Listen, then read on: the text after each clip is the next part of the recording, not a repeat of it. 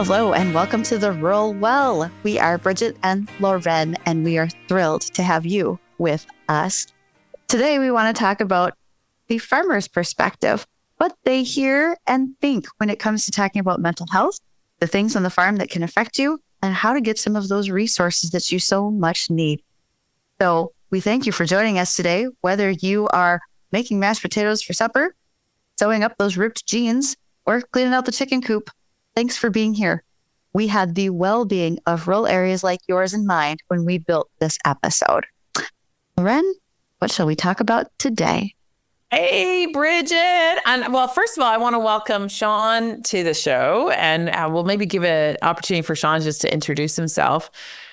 Folks, we are chatting about, I guess in essence, a little bit about resilience because we face hard things. And I know we've done a podcast on resilience, but Sean is like the living example of resilience. And he talks about that, and he's advocated for farmers all across Canada and in fact, the US. So welcome, Sean, to the show. Do you mind just introducing yourself a little bit? Sure, no problem. My name's Sean Stanford. I am a grain farmer from southern Alberta in Canada. I grow a bunch of different crops, no cattle or livestock allowed on my farm because I don't have that much patience, I guess. Yeah, I am a mental health advocate. I like to do what I can to try to help myself and help others along the way if they're having struggles because, I know exactly what it's like to struggle. Yeah, which is awesome because in our farming communities, we are typically not really good about saying, hey, I struggle. Even though we're really good at asking our neighbor to help us with our sprayers or help us with our equipment or, I need to shear some sheep right now. And so I don't mind asking a neighbor, hey, can you come over and spot me? But if we have to ask for help when it comes to our wellness, we are not quick to do it. Yeah, it's it's a taboo thing to talk about still, or, there's still quite a stigma around it that people don't want to talk about it. So it's good that, folks are starting to open up a little bit more, and I don't mind talking about it myself. So hopefully today we can kick down some more doors and get some more help to some more people. Oh, that's awesome. Love that. So, Sean, you not just farm, but you're also a volunteer fireman. Do you feel like folks who are in your position, whether it's farming or volunteer firemen, have a higher rate of stress, anxiety, depression?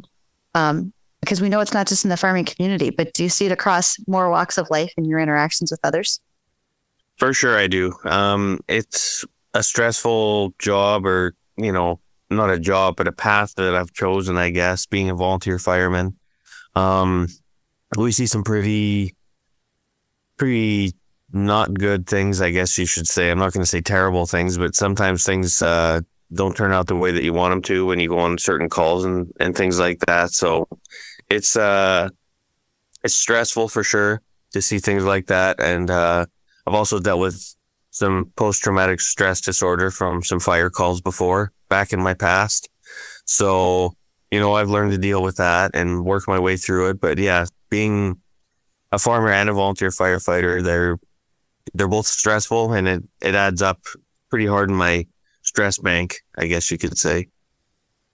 Yeah, actually, last week we had Diane on the show, or a couple of weeks ago, and her son, Dallas, was a volunteer firefighter. And so they created something called Three Oaks Cabin as a respite place for farmers and first responders to go to when they need a break. And what I have found when I work with first responders and farmers, they're actually very similarly aligned as far as their ability to, they want to help people and the way that they process stress and their most often inability to communicate when we're struggling. And so I found that kind of fascinating that first responders and farmers are wired very similarly. Yeah, well, both of those careers are supposed to be rough and tough people and not really need to rely on outside resources and things like that and just be able to suck it up and get through the day. But that's not really the easiest thing that we can do all the time. And eventually, in not all people, but in some people, the stress builds up and it just takes you to a breaking point someday. Absolutely. So how do you get help for that? Whether especially as a combination fireman and farmer, when you feel that you hit those stress points, what do you do for yourself, or what can you do for others that you see on the squad that are struggling as well? It was a multi-pronged approach for me.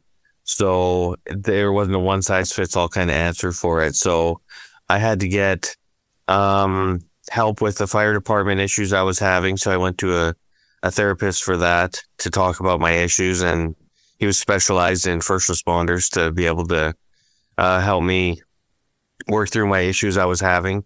And I went to a different therapist and got onto some medication to be able to help me process the day-to-day stresses of the farm and everything like that. So it wasn't just this is the key, here you go.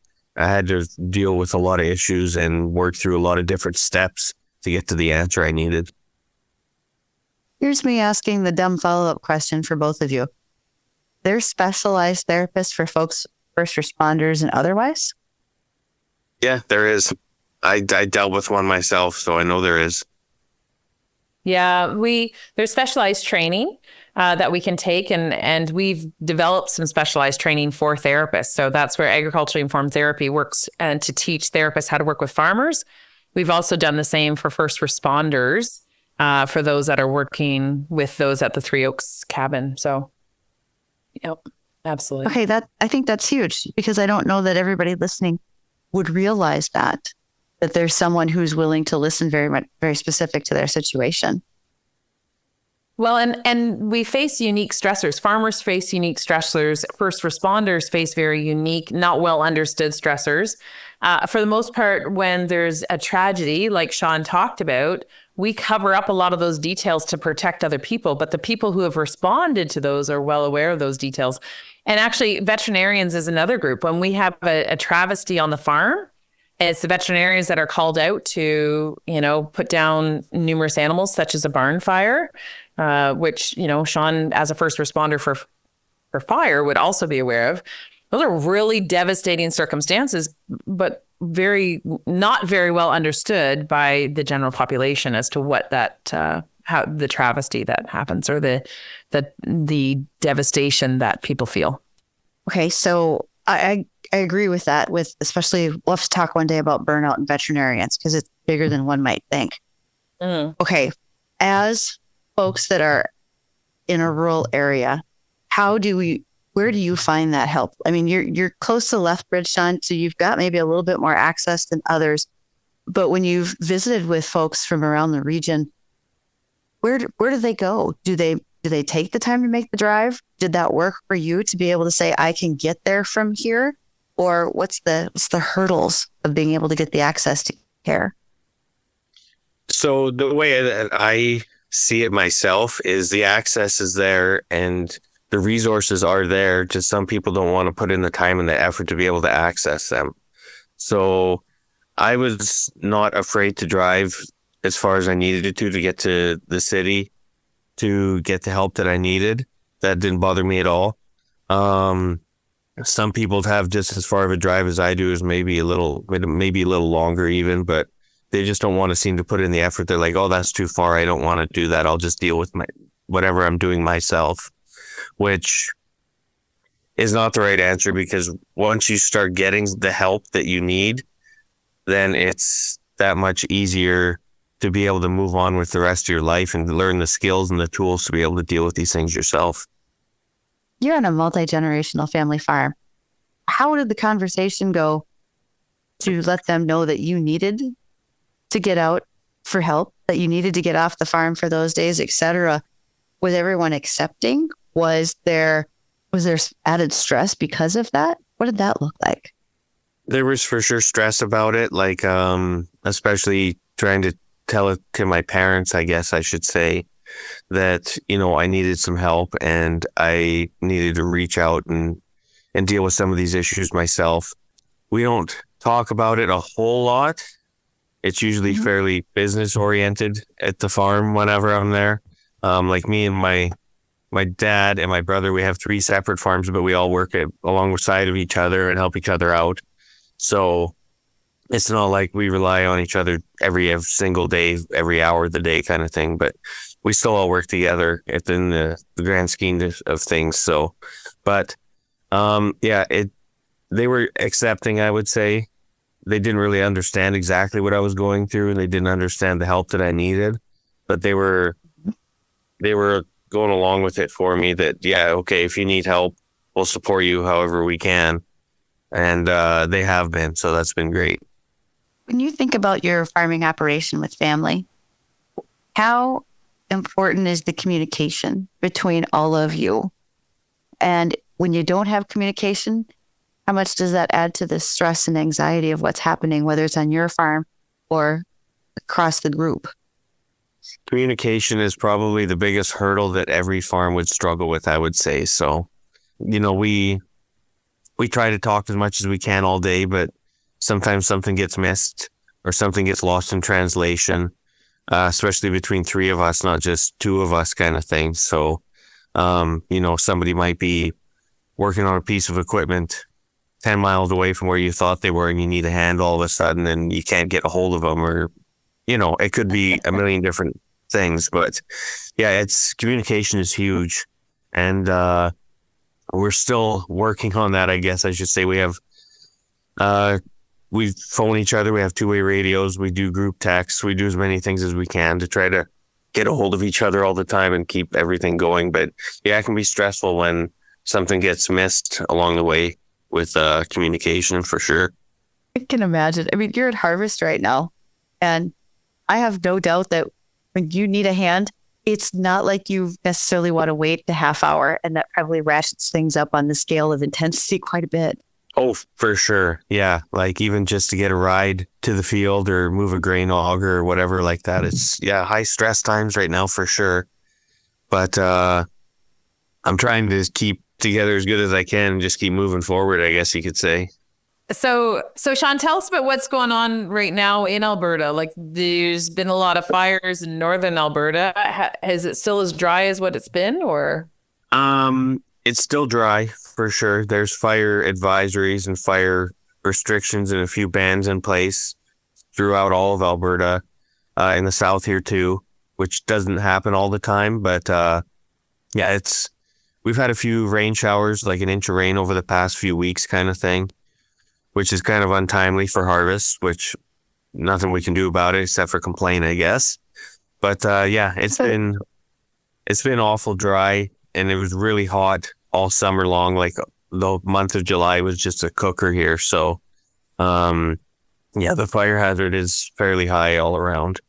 You mentioned you're a mental health advocate, which, first of all, Bridget and I want to say thank you. Thank you for kind of being willing to share your story, and for being willing to tell the rest of the world the truth behind your career in all areas. You were involved many years ago as we started this. I let out that I was like a secret fan. You had no idea that I have used your clip, the CBC, numerous times, or talked about your experience to teach therapists the experience in agriculture in Canada. So, like, I don't know if this is what it's like to be a fan of somebody, but here we are. I'm just wondering, tell me about advocacy of mental health in Canada. What do you see happening? What do you hope to happen? I've seen quite a few changes in the last decade for sure, but the last 5 years, things have really ramped up, it seems like. So, I hear ads on the radio or see things on TV. So even seeing one or two new starts of a mental health awareness campaign or something is bringing, insight to the problem for everybody, which I think is a huge deal. For sure. Absolutely. Sean, if you think about other farmers in your area, and you mentioned July was a cooker. It was hot. We're at harvest now. Harvest is never a smooth time of year. What do you think the stress level is amongst other farmers around you? And how do you think what do you think they need to hear in order to help make that stress level better right now? I think the stress level, at harvest is always high anyways, but this year especially things are a little different because some people didn't get their crops in until later this spring because we had some monsoon rains early in the spring. So some crops are ready to cut now, and some crops are probably still a month or 6 weeks away, it looks like. So it's a huge span of time there, and there's going to be lots of stress later on in the fall, when we're worrying about early frosts and things like that. So people just need to remember to breathe and try to be resilient and try to be good to yourself and try not to beat yourself up too much. I think that's a good start anyways. Oh, I love that last point, because farmers, we have this thing we call it super autonomous self-sufficiency, where we just have to be perfect and we have to be everything for everyone. And we're not very good at being kind to ourselves. We're not very good at being compassionate, but that's how we learn. It's how we continue to thrive. So that was some excellent advice there, Sean. Thank you for reminding us. Yeah, that's what I do. There you go. Lesson for everything. That's number one of the day. I think you do a lot more than that. And as a dad with young kids, is this something you talk about with your kids early on? Because as a kid who grew up not understanding, we talked about depression. We didn't talk about stress or anxiety. That's something you want to talk about with your kids now? Yeah, for sure. Like they're with me right now, actually. They're just laying in bed relaxing. So, but yeah, it's something that we talk about, not on a daily basis, but I don't hide it from them, or we're open about it. And if they ask questions, I just tell them kind of what's going on. And yeah, it's better to be aware of what can happen in life rather than not be aware and just get blindsided by something later on, which is kind of what happened to me. Like I've always felt a little bit anxious through my life, but I just thought it was normal. I didn't think there was anything wrong. And I didn't know I had anxiety until I was, in my 30s. So it was a long haul of just being a different person, but I didn't know I was any different than anybody else. So that was kind of a struggle for me. Were you surprised when you were diagnosed with anxiety, when you finally came to that realization?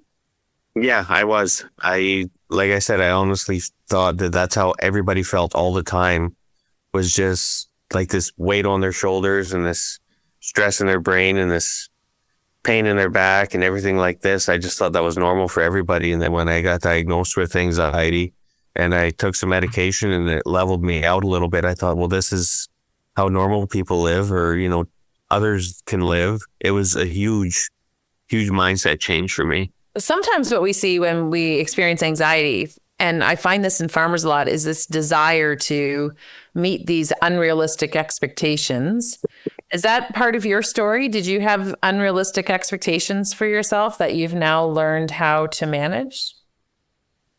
Yeah, that's a big part of it for sure. I would say, like, I expected everything to be perfect all the time, 100%, and no mistakes ever.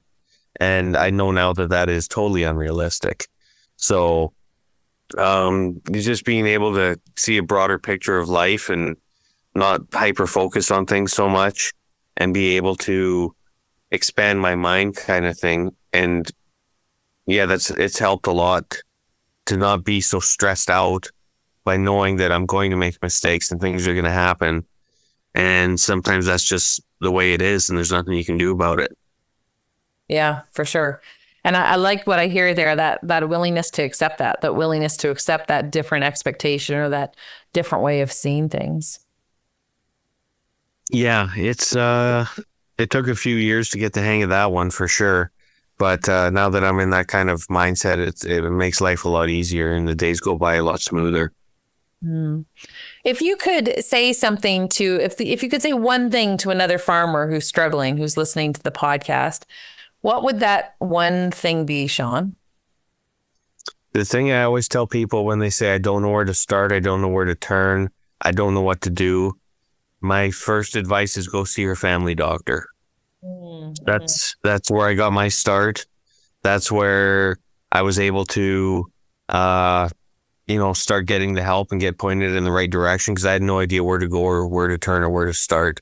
But they were able to prescribe me, a light dose of antidepressant medication or anti-anxiety medication. and point me in the direction of a counselor, be able to help me out. So if people just feel like they're drowning out there and they don't know what to grab onto, that's the best place to start, is with your family doctor. Amazing. Thank you. You say they're drowning out there. I think that's the right analogy. You don't realize how hard you're swimming against a current, trying to keep it together when you're in the midst of it, until someone else is able to maybe help you with a life preserver. That's really true.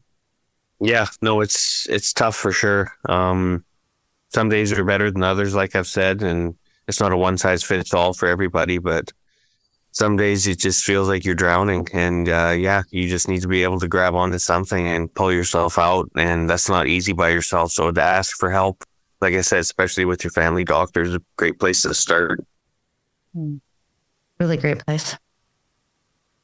Well, folks, if that's you, if you are in that space where you're struggling and you're feeling like you just need a fresh breath of air, we would encourage you to reach out, as Sean has said, to your family doctor. If you don't have a family doctor, like many of us in Canada and the US, to visit your nearest hospital.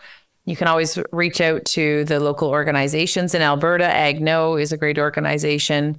And of course, the National Farmers Mental Health Alliance. We would be happy to point you in the right direction. So thank you again, Sean. I think at this stage is when we go to shifting gears. Am I right, Bridget? You are. We're going to change gears. And you have a quote for us today.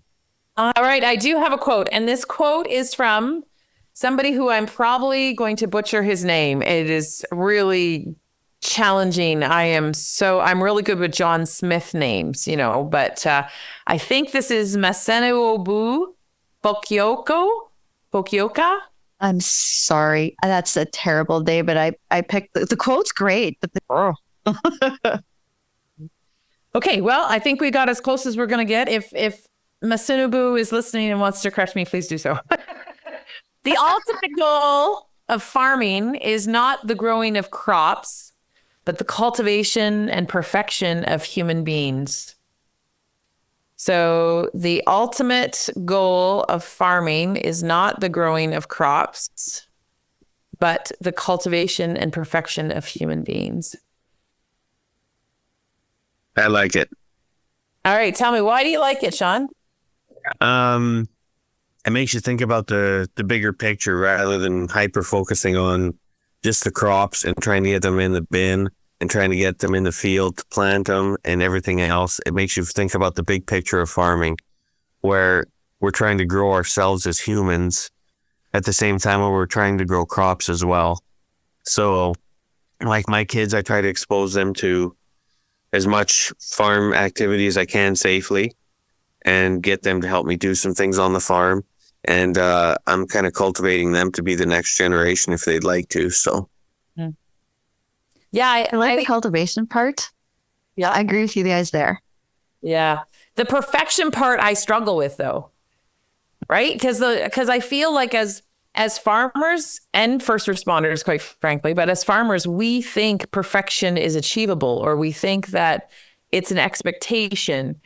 And we put a lot of pressure on ourselves to be perfect. But I love the part about cultivating, like, because when I think of cultivation, it's this intentional, it's this like, how do I improve my crops? For sure. We understand that as farmers, but I love what you mentioned, Sean, about stepping back and understanding kind of the bigger picture that, farming it's a generational experience. It's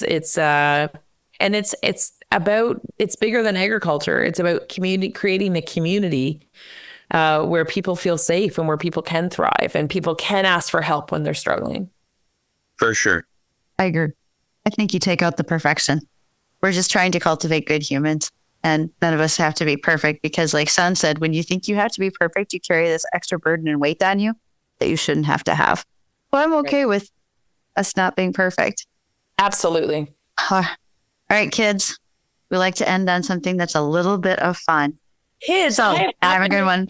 I just had my birthday. I'm so thankful that you just called me a kid, because I'm really old. If you are as young as you feel, I'm still 15, but I finally have my own vehicle. I that's my win. In Canada, you can't drive at 15, so you need to change that to 16. Legally is the word you're looking for. Right. And just for the record, the podcast is not encouraging people who to drive illegally. No, we are not encouraging illegal driving. Okay, this should be fun though. If you could bring to life any fictional character from a book or a movie, whom would you choose? Oh boy. I mean, I can choose them for you if you'd all like. I already know who your character should be. Mine would be Anna Green Gables. Oh, actually, I was going to make you Glenn. I was going to make you Glenda the Good Witch from The Wizard of Oz. Oh, well, the Good Witch is okay. I would choose. I have no idea. Right, son? I have no idea. Anna Green Gables. Who would you choose for Okay, me? so hold on. I'm going to back up. I'm going to back to Loren for just. Go back to Loren for just a second. Sure. Anna Green Gables, you said. So why? What characteristic of her did you want? She had great imagination for one thing, but when I was growing up, having red hair was a real detriment for me growing up. I was teased a lot, and Anna Green Gables was teased, so I think I identified more because she had red hair. And then I went to Prince Edward Island and to go to nursing school, which is where I met my incredible hubby. And I remember people saying, "Oh, we're losing our own Anna Green Gables." And I don't know, I was just always fascinated with the writings of Lucy Maud Montgomery. I just love the stories. I think I was born in the wrong era in some ways, except for wearing a dress all the time. I absolutely could have been turn of the century Lorraine. Except for the dress wear. That would have been problematic. That would have been a problem. Sean, you said, who do I think it might be you if you don't have someone who comes to mind from a book or a movie? Actually, right away, I thought of 007, James Bond, because I know Sean well enough to know that he can think his way out of any situation. He's probably got some little tool to fix or make, that farming MacGyver incident go better. Yeah, maybe MacGyver's better. I don't know. Do you have a cool car like James Bond, or you just drive something normal? So maybe it's a James Bond or MacGyver. It could go either way. I have multiple trucks. I don't have a cool car, so. I have to soup one up. Oh, MacGyver.